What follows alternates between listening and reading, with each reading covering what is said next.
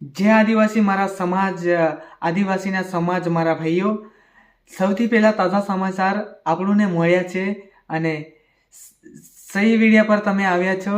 અને મિત્રો, મારા આદિવાસીઓ સમાજ ભાઈઓ, આરોગ્ય સમૂહથી રશ્મિકાબેન આ જિલ્લા પ્રમુખ નિરેન્દ્રભાઈ વસાવાને વિશે રશ્મિકાબેન શું બોલ્યા તે હું તમને જણાવી દઉં. અને આવા નવા સૌથી પહેલાં આવા તાજા સમાચાર જોવા માટે આપણે પેજને ફોલો ના કરીએ તો ફોલો કરી લેજો. અને મિત્રો, રશ્મિકાબેન એવી રીતે નિરેન્દ્રભાઈ વસાવાના બોલી રહ્યા છે કે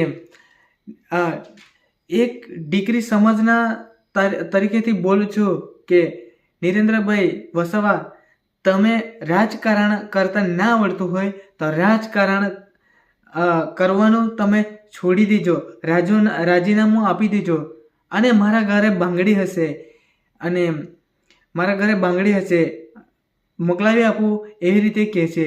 અને નિરેન્દ્રભાઈ વસાવાને ચૂર ચૂર કહીને ભલી રહ્યા છે. અને હા, મને તો એવી રીતનું લાગે છે કે આ બોલવાથી ભાજપના આધારેથી થોડાક પૈસા મળી ગયા છે એવું મને લાગે છે. તો હાલ નિરેન્દ્રભાઈ વસાવાને રશ્મિકાબેને શું કહ્યું તે આપણે જોઈ લઈએ. આમ આદમી પાર્ટીના પ્રમુખ નિરંજન વસાવા ચોર, જે ખોટી રીતના ભારતીય જનતા પાર્ટીના કાર્યકર્તાઓ પર આક્ષેપ કરે છે, એને કહેવા માંગુ છું કે આ ખોટા સ્ટન્ટ ના મારશો. અને ના હોય તો આપણે એક સમાજની દીકરી તરીકે કહું છું, બંગડીઓ પહેરી દો. તમે રાજકારણ ના કરતા આવડતું હોય ને તો ઘરે પડી હશે, મોકલાવી આપીશ બંગડીઓ, પહેરી દો તમે. જે 2 દિવસ અગાઉ એમને કીધું કે મયાસી, ચિત્રોલ ને કણપોર અમારી પર પથ્થરમારો થયો છે, એ પથ્થરમારો એમને પોતાની હલકી પ્રસિદ્ધિ મેળવવા માટે એ લોકોએ આવું કાવતરું રચ્યું છે.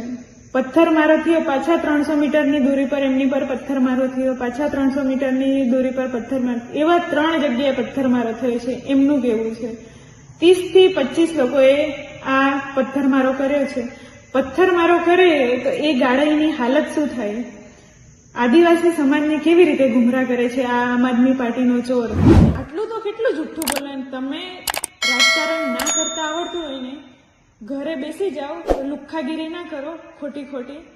અને પોલીસ એવું કહે છે કે આમ આદમી ભારતીય જનતા પાર્ટીના લોકો મોટા નેતાઓનો હાથ છે, એ લોકોને હપ્તા આવે છે એટલે અમારી ફરિયાદ નહીં લેતા.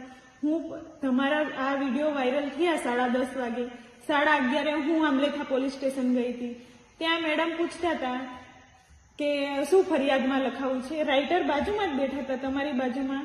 તો તમને એ પણ ખબર નથી કે અમારે શું લખાવવું છે એફઆઈઆરમાં.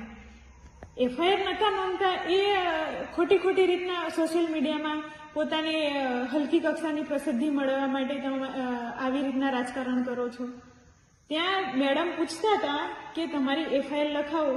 2 વાર બહાર જાય, ફોન પર વાત કરે ને પછી પાછો અંદર આવે, આ લખાવે, પાછા બહાર જાય, પાછા આ લખાવે. એ કઈ તમારી જોડે જે ઘટના ઘટી છે એ કેમ તમે લખાવતા નહીં? પોતે જ સ્ટન્ટ કર્યો છે તો ક્યાંથી લખાવાના હતા? સૌથી પહેલા આવા ગુજરાતી સમાચાર સૌથી પહેલા જોવાના હોય તો આપણી યુટ્યુબ ચેનલને સબસ્ક્રાઇબ કરી લેજો. હજુ સુધી સબસ્ક્રાઇબ ના કરી હોય, ચેનલ પર નવા આવ્યા હોય તો ચેનલને સબસ્ક્રાઇબ કરી અને બેલ આઇકન દાબી દેજો. ત્યાંથી વધુ આપણી સૌથી પહેલા નોટિફિકેશન આપણને પહેલાં જોવા મળી જાય. તો મળીએ આપણે આવા નવા દરરોજ આપણે આવા નવા સમાચારમાં. જય હિન્દ, જય ભારત.